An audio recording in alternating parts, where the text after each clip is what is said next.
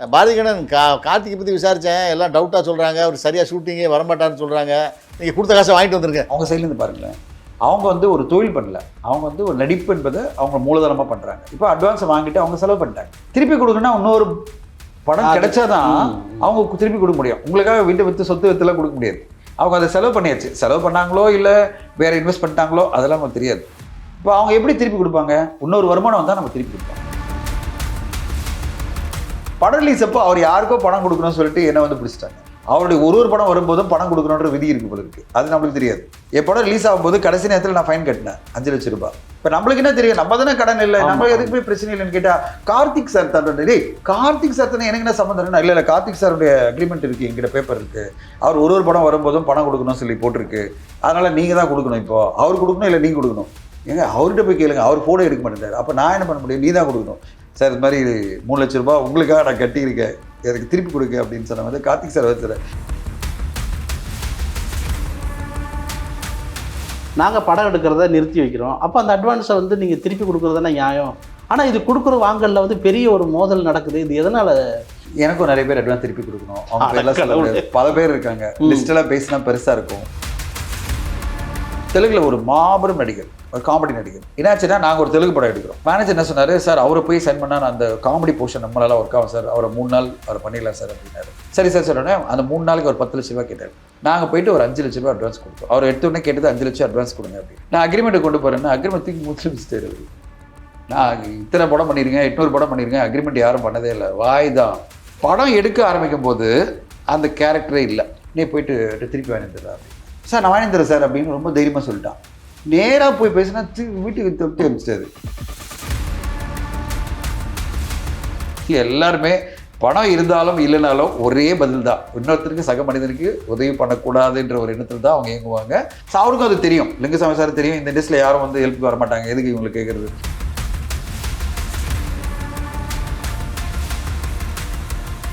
வணக்கம் சார். வணக்கம். சமீப காலமாக தயாரிப்பாளர்கள் தங்களோட அனுபவங்களை பகிர்ந்து கொள்ளும்போது இந்த மாதிரி நாங்கள் ஒரு கட்டத்தில் வந்து நடிகர்கள்ட்ட கொடுத்த அட்வான்ஸுகளை பார்த்தேன். நீங்களும் பெருசாக கிரியேட் பண்ணுறீங்க இதெல்லாம். இல்லை நான் கிரியேட் பண்ணல, நம்ம கேட்குறோம், அவங்க கேட்குறீங்க. ஆனால் அது பெருசாக ஹைலைட் பண்ணிடுறீங்க. இல்லை அது வந்து உண்மை தானே சார். அது நான் என்ன சொல்கிறேன், ஒரு அட்வான்ஸ் ஒரு நடிகருக்கு கொடுக்குறோம், நாங்கள் படம் எடுக்கிறத நிறுத்தி வைக்கிறோம். அப்போ அந்த அட்வான்ஸை வந்து நீங்கள் திருப்பி கொடுக்குறதுனா நியாயம். ஆனால் இது கொடுக்குற வாங்கலில் வந்து பெரிய ஒரு மோதல் நடக்குது. இது எதனால்? எனக்கும் நிறைய பேர் அட்வான்ஸ் திருப்பி கொடுக்கணும். அவங்க பேர்லாம் பல பேர் இருக்காங்க. லிஸ்டெல்லாம் பேசினா பெருசாக இருக்கும். சார் இது சினிமா என்பது என்ன பார்த்தீங்கன்னா, நீங்கள் இந்த இண்டஸ்ட்ரியில் இருக்க போகிறீங்களா இல்லை வெளில போகிறீங்களா, அதை பொறுத்து தான் இதை பற்றி பேசணும். இப்போ நான் இருக்க போகிறேன்னா அந்த நடிகர்கள் கொடுத்த அட்வான்ஸ் எல்லாம் நான் எப்படியாவது கலெக்ட் பண்ணிக்க முடியும்னு நம்பிக்கை தான். கலெக்ட்னா பணமாக இல்லை, அவங்களை எப்படியாவது ஒரு படத்தில் நடிக்க வச்சிடலாம், அந்த இடத்துல அந்த அட்வான்ஸை கலெக்ட் பண்ணிக்கலாம். அப்படி தான் இன்னும். இப்போ நான் பண்ண போகிறதே இல்லைன்னு வரும்போது வச்சுங்களேன், அப்போ நான் ரிக்வெஸ்ட் பண்ணலாம், சார் எனக்கு அட்வான்ஸ் திருப்பி கொடுங்க அப்படின்னு. இப்போ நான் வந்து ஒரு படம் ஆரம்பித்து அந்த படத்தை வந்து ஒரு 5 பேர் நான் சைன் பண்ணியிருந்தேன். ஹீரோ ஹீரோயின் 2 ஹீரோ சைன் பண்ணியிருந்தேன். ப்ளஸ் வந்து டைரக்டர், சினிமாட்டோகிராஃபர், எடிட்டர் எல்லாரும் சைன் பண்ணி எல்லாருக்கும் அட்வான்ஸ் கொடுத்தாச்சு. அட்வான்ஸ் மட்டுமே கிட்டத்தட்ட 25 லட்சம் கொடுத்தாச்சு. அந்த படம் ஆரம்பிக்கும் போது தான் லாக்டவுன் வந்தது. அது பிறகு 2020 ஃபுல்லாக போயிடுச்சு, 21 போயிடுச்சு. 22 நான் யோசிக்கிறேன் இந்த படத்தை இப்போ ஆரம்பிக்கலாமான்னு வரும்போது ஓடிடியில் பல சேஞ்சஸ் கேட்குறாங்க, இது வேண்டாம், இந்த மாதிரி படங்கள் வேணாம் அப்படிலாம் சொல்லும்போது என்னடா இது மாட்டிக்கிட்டோமே அப்படின்னு. இப்போது அவங்க அட்வான்ஸ் வாங்கியிருக்குது அந்த படத்துக்கு. இப்போ நான் ஆரம்பிக்காமல் போகிறது நான், அவங்க நடிக்கலை, அது வேறு விஷயம். இப்போ நான் எப்படி திருப்பி கேட்குறது எனக்கு ஒரே தயக்கமாக இருக்குது. ஏன்னா அவங்க நடிக்கணும் தானே வந்தாங்க, ஆர்வமாக வந்தாங்கல்ல. இப்போ நான் என்ன பண்ணுறேன், சரி அப்போ நான் பேசும்போது ஒரு பொலைட்டாக சொல்லிட்டேன், சார் இன்னொரு படத்தில் அட்ஜஸ்ட் பண்ணிக்கலாம் சார் அப்படின்னா. ஓகே சார் நீங்கள் எந்த படம் சொல்லுங்கள் சார், நான் நடிச்சிடறேன், அதை அட்ஜஸ்ட் பண்ணிக்கலாம். அப்போ என் பயணம் இருக்குது, நான் எப்படியாவது அவங்கள கூப்பிட்டு அட்ஜஸ்ட் பண்ணிக்கலான்ற எண்ணத்தில் தான் நான் வந்து அதை அப்படியே விட்டு வச்சுருக்கேன். என்கிட்ட லிஸ்ட்டே இருக்குது. எதுக்கு நான் சொல்ல வரேன்னா, இதை நான் வந்து கம்ப்ளைண்டாக சொன்ன வச்சுங்களேன், அது சும்மா வேணுனே நம்ம பேசுகிற மாதிரி. இது சினிமா என்பது அதாவது விட்டு கொடுத்து போகிறது தான் சினிமா இண்டஸ்ட்ரி. சினிமா இண்டஸ்ட்ரியில் நீங்கள் வந்து கட் அண்ட் ரைட்டாலாம் இருக்க முடியாது.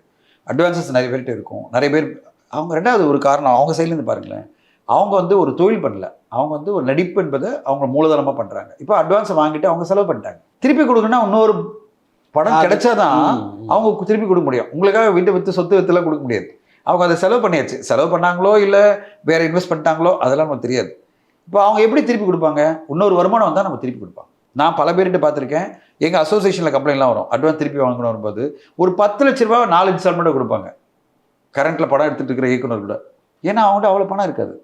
அவங்க என்ன சொல்லுவாங்க, சார் எங்கிட்ட 10 லட்சம் பேலன்ஸில் பேங்க்கில் கிடையாது சார், எனக்கு இன்ஸ்டால்மெண்ட்டாக வரும் 5 லட்சம் வரும்போது அதில் 2 லட்சம் கொடுத்துட்றேன், 4 இன்ஸ்டால்மெண்ட்டாக கொடுத்துட்றேன் 2 லட்சம் வருது. நம்மளுக்கு என்ன தோணுன்னா, என்னடா 2 கோடி சம்பளம் வாங்குறவருக்குன்னா ஒரு 5 லட்சம் 10 லட்சம் கொடுக்க முடியாது இவரை அப்படின்னு நினைப்போம். ஆனால் அவருக்கு வரது பார்த்தீங்கன்னா 5 லட்சம் தான் வந்துட்டு இருக்கும். 5 லட்சம் 10 லட்சம் அப்படி தான் கொடுப்பாங்களே தவிர யாருமே பல்காக ஒரு 50 லட்சம் கொடுக்க போகிறது இல்லை. அந்த இயக்குனர் சொல்லுவார், சார் எனக்கு வரும்போதெல்லாம் நான் கொடுக்குறேன் சார் அப்படின்வார். 2 லட்சம் 4 இன்ஸ்டால்மெண்ட்டில் கொடுக்குறோன்னு சொல்லுவார். எப்படி நீங்கள் என்ன பண்ணுவீங்க? அவங்க செலவு பண்ணியாச்சு, அவர்கிட்ட கையில் பேங்க்கில் பேலன்ஸ் இல்லை, வரும்போது தான் அவர் கொடுக்க முடியும். இதெல்லாம் சினிமாவில் எதார்த்தம். அந்த இன்டர்வியூலாம் நான் பார்க்கும்போது எனக்கு புரியுது, இவங்களும் வந்து சினிமாவில் இப்போ இல்லாத போது அவங்க நினைக்கிறாங்க எனக்கு அட்வான்ஸ் திருப்பி கொடுக்கல, எனக்கு வந்து அந்த அமௌண்ட் வந்தாலே பெருசாக இருக்கும் அப்படின்னா அந்த காலகட்டத்திலே வாங்கியிருக்கணும். அந்த காலகட்டத்தில் நீங்கள் போய் கம்ப்ளைண்ட் பண்ணி நீங்கள் வாங்கியிருக்கணும். இப்போ நான் சொன்னேன்ல, நான் இண்டஸ்ட்ரியில் இருக்க போகிறதுலாம் டிசைட் பண்ணிட்டேன் வச்சுங்களேன், நான் கண்டிப்பாக போய் ஒரு 3 மாதம் ஒர்க் பண்ணுவேன். நான் விலக போகிறேன் வச்சுங்களேன், அது விலக மாட்டேன், இண்டஸ்ட்ரியில் தான் நம்ம இருக்கணும். ஏன்னா இது வந்து ஒரு தடவை உள்ளே இழுத்துச்சுன்னா இது வந்து புதைக்குழி மாதிரி, சினிமா வந்து ஒரு புதைக்குழி. உள்ளே வந்துட்டோம்னா வெளில போக முடியாது. ஓகேங்களா, அது அப்படியே மதந்துனாலே போகிறோம். ஓகேங்களா, உள்ளே போயிடக்கூடாது, அவ்வளோதான். இப்போ நான் விலக போகிறேன் அப்படின்னு நினச்சி வச்சுங்களேன், என்ன பண்ணோம், ஒரு 3 மாதம் பிளான் பண்ணோம். ஒரு ரைட்டர் யாருக்கெல்லாம் அக்ரிமெண்ட் போட்டிருக்கோமோ அவங்கள லெட்டர் அனுப்பிச்சு, சார் இந்த மாதிரி அந்த படத்துக்காக கொடுத்தா எனக்கு எடுக்க முடியல, இவ்வளோ நாள் ஆயிடுச்சு, இப்போ நான் திருப்பி ட்ரை பண்ண முடியல, பணத்தை திருப்பி கொடுங்க, உங்களுக்கு ஒரு 3 மாதம் டைம் தரேன் அப்படின்னு அவங்க கண்டிப்பாக புரிஞ்சுப்பாங்க. சரி சார், எனக்கு பணம் வரும்போது 3 இன்ஸ்டால்மெண்ட்டில் கொடுக்குறேன், செக் போட்டு கொடுப்பாங்க, இல்லைனா ஆர்டிஜிஎஸ் பண்ணலாம், முடிஞ்சிடுச்சு. அந்த காலகட்டத்தில் கேட்கணுமே தவிர எல்லாம் முடிஞ்ச பிறகு பல வருஷம் கழிச்சு வந்து உட்காந்து கேட்டால் ஒன்றும் நடக்க போகிறதில்ல. இந்த அட்வான்சஸ் மேட்டரை பொறுத்தவரைக்கும் ஒரு சென்சிட்டிவான மேட்ரு. ஓரளவு எம்பத்தி நம்மளுக்கு அவங்க பேர்லேயும் நம்மளுக்கு வேணும் தான் என்னோட பாயிண்ட். நம்ம அவங்க பேரில் ஒரு எம்பத்தி வேணும். ஒரு நடிகர்கள் மேலும் தொழில்நுட்ப கலைஞர்கள் மேலும் ஒரு எம்பத்தி வரணும்னு அர்த்தம். அவங்களோட பிரச்சனைகளை நம்ம புரிஞ்சுக்கணும். எதனால் கொடுக்க முடியலன்னு புரிஞ்சுக்கிட்டா அதுக்கான சொல்யூஷன் நம்மளே கொடுக்க முடியும். நம்ம என்ன சொல்லலாம், உங்களால் கொடுக்க முடியாது, சரி என் படத்தில் நினச்சி கொடுத்துருங்க சார், இந்த ஒரு படத்தில் இந்த கேரக்டர் இருக்குது, நீங்கள் படித்து கொடுத்துருங்க அப்படின்னா முடிஞ்சிச்சு. ஒரு சின்ன உதாரணம் சொல்கிறேன் உங்களுக்கு. தெலுங்கில் ஒரு மாபெரும் நடிகர், ஓகேங்களா, ஒரு காமெடி நடிகர், பேர் சொல்ல வேணாம். என்னாச்சுன்னா, நாங்கள் ஒரு தெலுங்கு படம் எடுக்கிறோம் 2020. ஏன் மேனேஜர் என்ன சொன்னார், சார் அவரை போய் சைன் பண்ணால் நான் அந்த காமெடி போர்ஷன் நம்மளால ஒர்க் ஆகும் சார், அவரை 3 நாள் அவரை பண்ணிடலாம் சார் அப்படின்னாரு. நான் சொன்னேன், இல்லைடா அந்த கேரக்டர் செட் ஆகாமல் தெரியல அப்படின்னா, இல்லை நான் பேசி கன்வின்ஸ் பண்ணிட்டேன் அப்படின்னாரு. சரி சார் சொன்னேன், அந்த 3 நாளுக்கு ஒரு 10 லட்ச ரூபா கேட்டார். சரின்னு சொல்லி நாங்கள் 10 லட்சம் ஒத்துக்கிட்டோம்.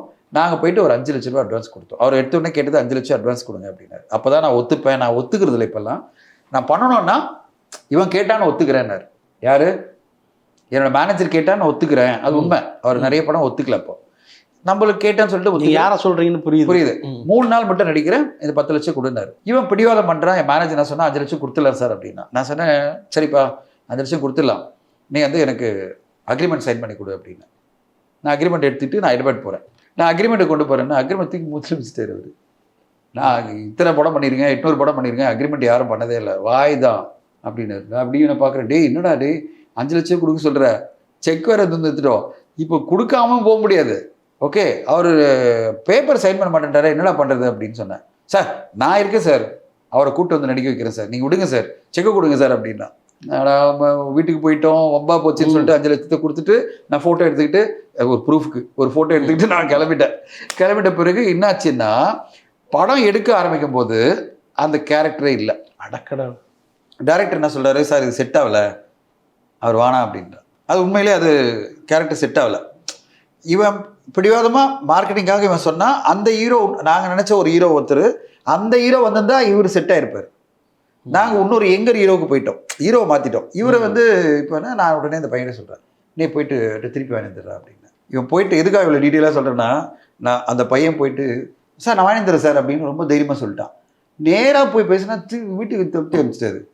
அவர் ஒரே சொன்னார், இந்த பார் நான் ஒத்துக்கவே மாட்டேன்னு சொன்னேன், நீ தான் காலில் கையில் விழுந்து என்னை கன்வின்ஸ் பண்ணி பணம் கொடுத்த, என்கிட்ட பணம் வந்ததோட முடிஞ்சிச்சு, 3 நாள் எப்போ கேட்குறியோ நச்சு கொடுங்க, இன்னொரு 5 லட்சம் கொடுத்தேன்னா அது பிறகு இந்த பக்கம் வரக்கூடாது, அட்வான்ஸ் திரும்பி கேட்குற வேலை வச்சுக்காத, அக்ரிமெண்ட்டும் கிடையாது, நம்மகிட்ட எந்த பேச்சுவார்த்தையும் கிடையாது. அவ்வளோ பெரிய ஆக்டர் 800-900 படம் நடிச்ச ஆக்டர்.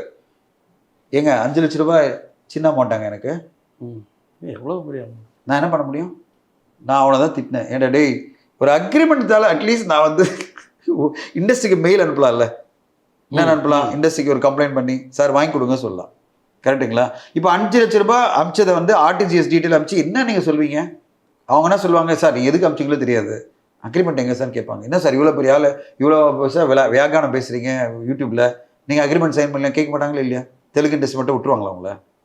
கேட்பாங்களா இல்லையா? அவங்களும் நம்மளை பார்த்துட்டு தானே இருக்காங்க. ஏன் அக்ரிமெண்ட் போடாமல் பணம் கொடுத்தீங்க கேட்டால் என்ன பதில் சொல்லுவீங்க நீங்கள்? இல்லை சார் என் மேனேஜர் சொன்னால் சொல்வீங்களா? நான் எதுக்கு சொல்ல வரேன்னா, பல கேஸில் இப்படி தான் அக்ரிமெண்ட்டே கிடையாது. பணம் கொடுத்துருப்போம். அதை விட முக்கியமாக அவங்க கேஷ் கொடுத்துருப்பாங்க பல பேர். திருப்பி கேட்க முடியாது. அதெல்லாம் ஒன் சைட் டிராஃபிக் தான். கொடுத்தாச்சுன்னா மறந்துடணும் நீங்க. சரி, பண டிரான்சாக்ஷனை விட பணம் வாங்கிட்டு நடிக்க ஒப்புக்கொண்ட நேரத்துக்கு வர முடியல அப்படிங்கிறது தான் கார்த்திக் மேல எல்லா தயாரிப்பாளர்களும் சொல்ற பெரிய குற்றச்சாட்டா இருக்கு. உங்களுடைய அனுபவத்தை இந்த மாதிரி நேரத்துக்கு வந்து எனக்கு அப்படியெல்லாம் பண்ணல. எனக்கு மிஸ்டர் சந்திரமௌலி படம்லாம் நடிக்கும்போது அவர் ஓகே ரீசன் வந்து அவர் பையன் நடிக்கிறான்றதுக்காக இருக்கலாம், எனக்கு தெரியாது. ஆனால் என்கிட்ட ரொம்ப சாமிங்காக, ரொம்ப யதார்த்தமாக, அழகாக பழகி அவர் ரொம்ப அன்பாக இருந்தார். ஓகே, கார்த்திக் சார் ரொம்ப அன்பாக இருந்தார். ரொம்ப அன்பாக இருந்து என் கூட தான் அந்த படத்தை நடித்தார். அந்த படம் ஃபுல்லாக கோஆப்ரேட் பண்ணி கொடுத்தாரு. அது எந்த பிரச்சனையும் இல்லை. அது ஒருத்தருக்கும் ஒரு சம்பவம் இருக்கலாம். எனக்கு சம்பவமாக ப்ளசண்ட்டாக தான் இருந்தது. எனக்கு வந்து ஒன்றுமே இல்லை. எனக்கு கடைசியில் தான் பிரச்சனை வந்தது. படம் ரிலீஸ் அப்போ அவர் யாருக்கோ பணம் கொடுக்கணும்னு சொல்லிட்டு என்னை வந்து பிடிச்சிட்டாங்க. அவருடைய ஒரு படம் வரும்போதும் பணம் கொடுக்கணுன்ற விதி இருக்கு போல இருக்கு. அது நம்மளுக்கு தெரியாது. என் படம் ரிலீஸ் ஆகும்போது கடைசி நேரத்தில் நான் ஃபைன் கட்டினேன் 5 லட்சம் ரூபாய். எங்க வேற அசோசியேஷனுக்கு தெலுங்குல ஒரு 5 லட்ச ரூபா கட்டினீங்க. நாங்கள் கட்டினேன். இங்கே ஒரு 5 லட்ச ரூபா. என்ன தெரியுமா? கார்த்திகாக இங்க ரிலீஸ்க்கு ஒரு நாள் முன்னாடி. ஆமா, நான் எனக்கு இந்த சம்பவம் தெரியும். என்னடா படம் ரிலீஸ் ஆகலாம போச்சு. அங்கே அந்த டெரிட்டரியில மாட்டிக்கிச்சு. என்னாச்சுன்னா அந்த டெரிட்டரி டிஸ்ட்ரிபியூட்டருக்கு வந்து இவர் ஏதோ எழுதி கொடுத்துருக்காரு. அவன் அங்கே கம்ப்ளைண்ட் பண்ணிட்டாங்க திருச்சி ஏரியாவில். அந்த திருச்சி டிஸ்ட்ரிபியூட்டர் வந்து அவர் படத்தை டிஸ்ட்ரிபியூஷன்லேயே இல்லை இப்போ. அவர் ஆனாலும் இதை வந்து நோட்டீஸ் அனுப்பி அந்த டிஸ்ட்ரிபியூஷனில் ஸ்டாப் பண்ணிட்டாங்க படத்தை. நான் கடைசி நேரத்தில் எனக்கு புதன்கிழமை தான் தெரியுது அந்த அசோசியேஷனில் ஸ்டாப் பண்ணிட்டாங்க சார் படத்தை. நான் என்ன பண்ணேன்? நான் யாருக்கும் கடன் இல்லையே அப்படின்ற. இப்போ நம்மளுக்கு என்ன தெரியும்? நம்ம தானே கடன் இல்லை, நம்ம எதுக்குமே பிரச்சனை இல்லைன்னு கேட்டால் கார்த்திக் சார் தரேன். கார்த்திக் சார் தானே, எனக்கு என்ன சம்மந்தம்? இல்லை கார்த்திக் சாருடைய அக்ரிமெண்ட் இருக்குது, எங்கிட்ட பேப்பர் இருக்குது. அவர் ஒரு படம் வரும்போதும் பணம் கொடுக்கணும்னு சொல்லி போட்டிருக்கு. அதனால் நீங்கள் தான் கொடுக்கணும். இப்போ அவர் கொடுக்கணும், இல்லை நீங்கள் கொடுக்கணும். ஏங்க அவர்கிட்ட போய் கேளுங்க. அவர் ஃபோட்டோ எடுக்க மாட்டேன். அப்போ நான் என்ன பண்ண முடியும்? நீ தான் கொடுக்கணும். இல்லைனா படத்தை ரிலீஸ் பண்ண மாட்டேன். படம் நாளைக்கு ரிலீஸ்டா முடியாது. அப்புறம் அசோசியேஷனில் பேசி கடைசியில் நான் 3 லட்ச ரூபா கொடுத்தேன். என்னால் 5 லட்சம்லாம் கொடுக்க முடியாது சொன்னேன். சரி சார் 3 லட்சம் கொடுங்க சார் பரவாயில்லன்னு சொல்லிட்டு. இப்போ நான் 3 லட்சம் எதுக்கு தண்டனை கட்டணும்? யார் கட்டணும்? இப்போ நான் வந்து கார்த்திக் சாருக்கு நான் அனுப்பிச்சேன். சார் இது மாதிரி 3 லட்ச ரூபா உங்களுக்காக நான் கட்டியிருக்கேன், எனக்கு திருப்பி கொடுங்க அப்படின்னு சொன்ன மாதிரி கார்த்திக் சார் சார் என்னை கேட்டு கொடுத்தீங்களா? நான் அவங்களுக்கு கொடுக்க சொன்னேன். இப்போ நீங்கள் என்ன பண்ணுவீங்க? நாளைக்கு படம் ரிலீஸ். கார்த்திக் சார் நம்ம ட்ரை பண்ணுறோம். இப்போ நான் எதுக்காக சொல்ல, நெகட்டிவாக சொல்ல. இப்போ அவருக்கு இருக்கிற சுச்சுவேஷன் அந்த டைமில் அவர் நியாயமாக தானே பேசுகிறாரு. என்ன கேட்டு கொடுத்தீங்களான்னு கேட்குறாரு. இப்போ நான் என்ன பதில் சொல்கிறதே தெரியல. எனக்கு பிரச்சனையை சால்வ் பண்ண நினச்சி நான் கொடுத்துட்டேன், ஓகேன்ட்டேன். ஏன்னா நான் நினச்சேன்னா எப்படியும் அவர் கொடுக்க வேண்டிய பணம் தானே நம்ம கொடுக்குறோம், நம்ம திருப்பி வாங்கிக்கலாம்னு நினச்சேன். அது கடைசியில் எனக்கு எதிராக போய் முடிஞ்சிருச்சு. கடைசியில் எனக்கு 3 போனதாக போச்சு. இப்போ நான் லெட்டர் அனுப்பிச்சு கடைசியில் எங்கள் எல்லாரும் பார்ட்னர்ஸ்லாம் ஒரே சண்டை. நீ பாட்டு எடுத்து கொடுத்து விட்டேன். இப்போ கடைசியில் பார்த்தா நம்ம கையிலேருந்து காசு போச்சு.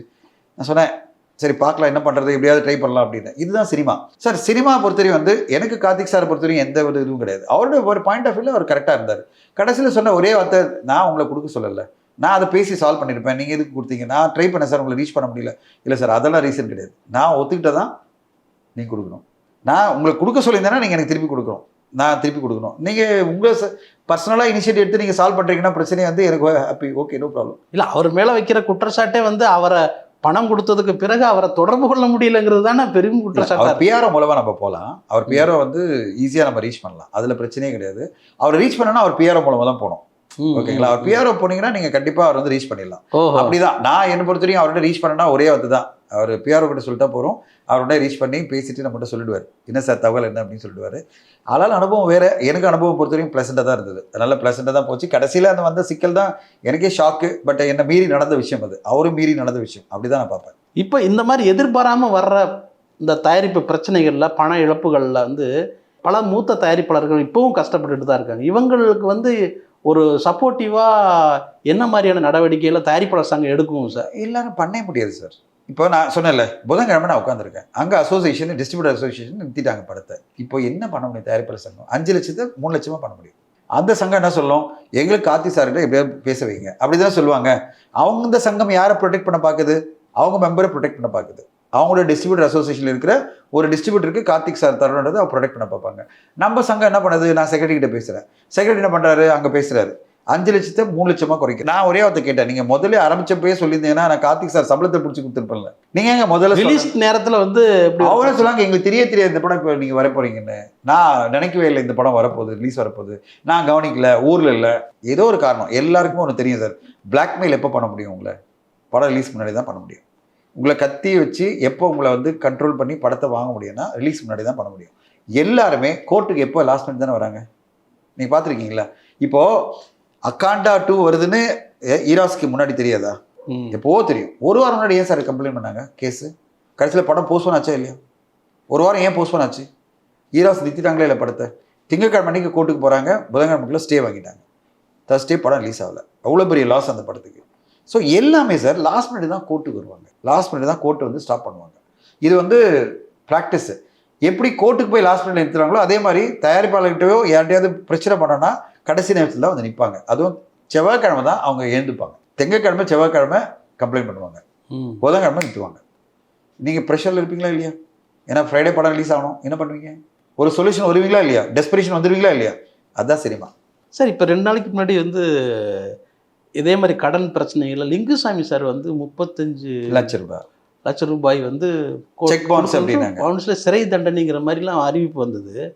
நான் தெரியாம கேட்குறேன், அவர் ஒரு பிரபலமான இயக்குனர், பெரிய ஹிட் படங்கள் கொடுத்தவர், ஒரு தயாரிப்பாளராக இருக்காரு. அவருக்கு சப்போர்ட் பண்ற அளவுக்கு யாருமே இங்கே சினிமாவில் யாரும் இல்லையா சார்? அப்படி இல்லை சார். 35 லட்சம் ரூபான்றது பெரிய அமௌண்ட். நீங்கள் நினைக்கிற மாதிரி சின்ன அமௌண்ட் இல்லை. அந்த அமௌண்ட்டை கொடுக்கணும்னா அவரோட பயணிக்கணும்ல யாருக்காவது. இப்போ யாருக்காவது பயணிக்கிறேன்னு வச்சுக்கலாம். இப்போ அவரை வச்சு டைரக்ட் பண்ண போறாரு, நம்ம படத்தை பண்ண போறாரு, இல்லை ஒரு ஃபர்ஸ்ட் காப்பி பண்ணுறாருன்னா நம்ம வந்து காம்பன்சேட் பண்ணுவாங்க யாராவது தயாரிப்பாளர்.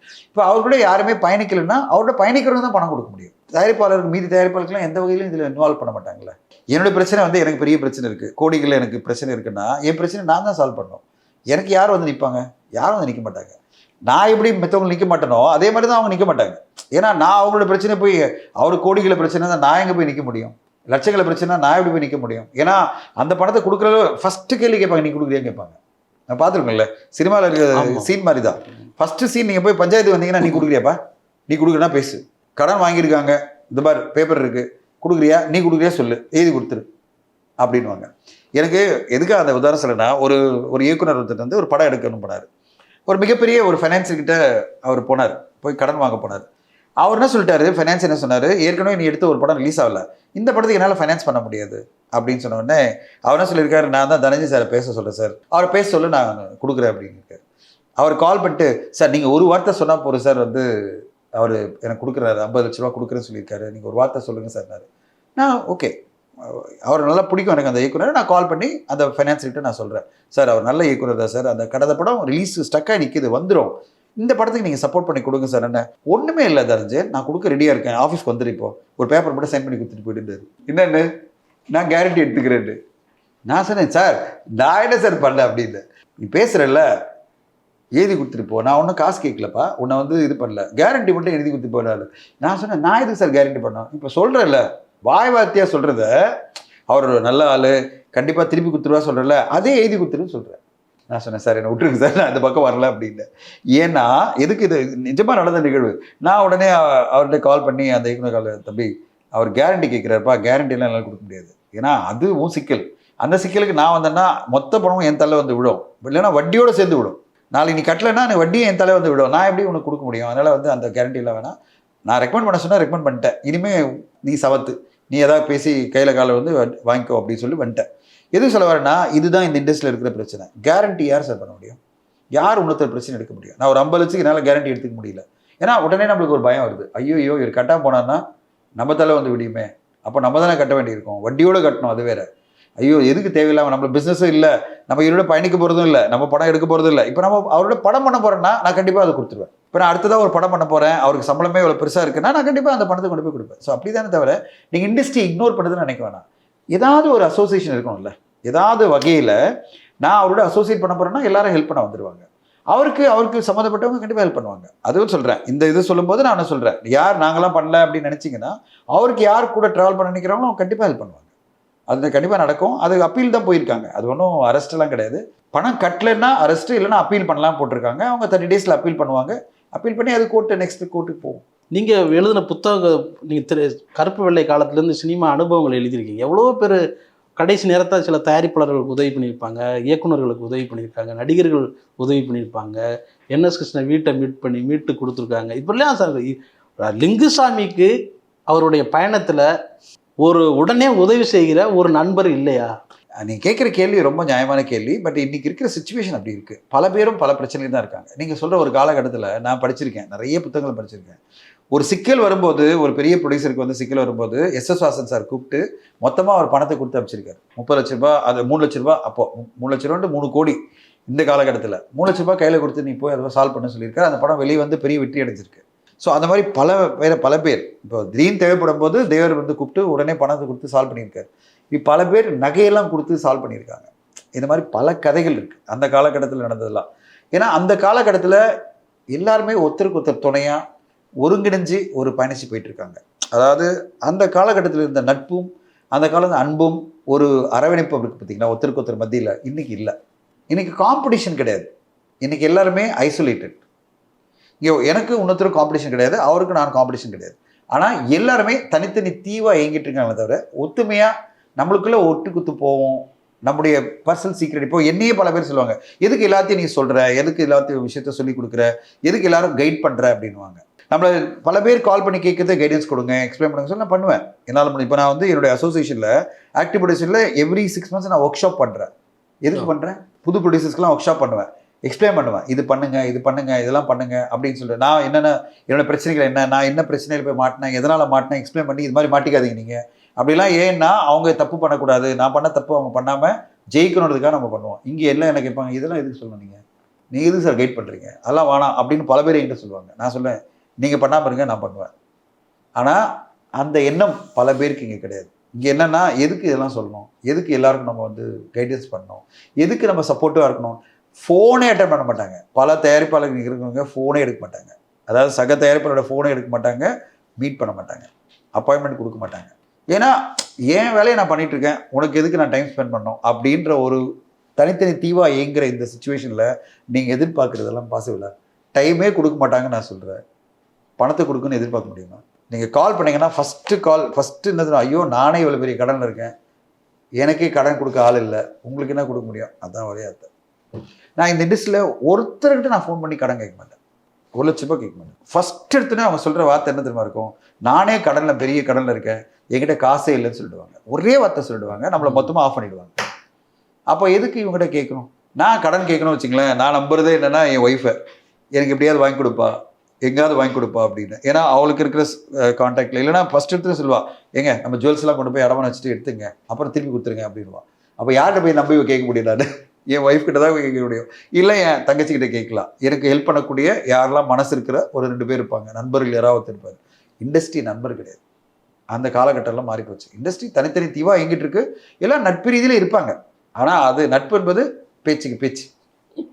ஓகே, அதோட நிறுத்திக்கணும். நீங்கள் பேச்சோட முடிச்சுக்கணும். பணம், நட்பு, ஹெல்ப்பு, எனக்கு எதாவது ஹெல்ப் பண்ணி கொடுங்க, என்னை வந்து எனக்கு இவ்வளோ ஒரு சிக்கல் இருக்கேன், எனக்கு ஒரு இது பண்ணி கொடுங்க, ஃபைனான்ஷியலாக ஒரு டிரான்சாக்ஷனாக இங்கே ஒருத்தர் உள்ள வர மாட்டாங்க, ஒருத்தர் ஹெல்ப் பண்ண மாட்டாங்க. நான் பர்சனலாக பார்த்துருக்கேன்.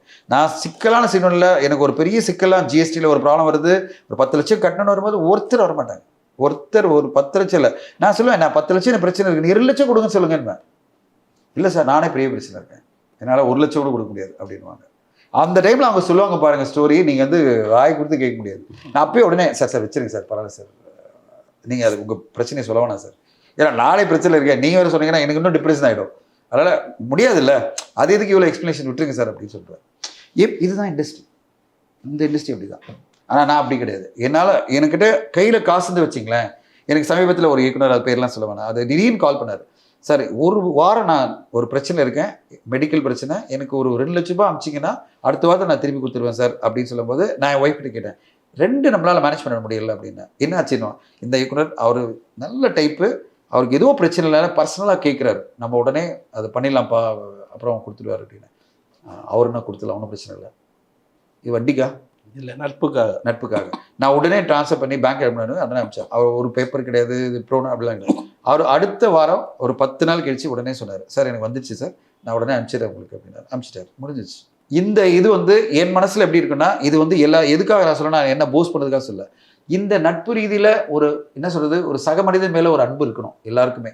உங்கள்கிட்ட பணம் இருக்கும் போது நீங்கள் கண்டிப்பாக கொடுக்கணும், ஓரளவாவது ஹெல்ப் பண்ணணும், மொத்தமாக கொடுக்கணும் அவசியம் இல்லை. ஆனால் அந்த எண்ணம் இங்கே இல்லை, யாருக்குமே கிடையாது, இங்கே கிடையாது. எல்லாருமே பணம் இருந்தாலும் இல்லைனாலும் ஒரே பதில் தான், இன்னொருத்தருக்கு சக மனிதனுக்கு உதவி பண்ணக்கூடாதுன்ற ஒரு எண்ணத்தில் தான் அவங்க இயங்குவாங்க. அதை நெகட்டிவாக சொல்ல, அது அப்படி அவங்க பழக்கமாயிட்டாங்க. அதனால் நீங்கள் யார்கிட்ட கேட்டாலும் ஒரே வார்த்தை, கடனாக கேட்டால் கூட கொடுக்க மாட்டாங்க. கைமாத்துன்ற வேற, கைமாத்துன்றது இப்போ நான் சொன்னது அந்த எக்ஸாம்பிள்.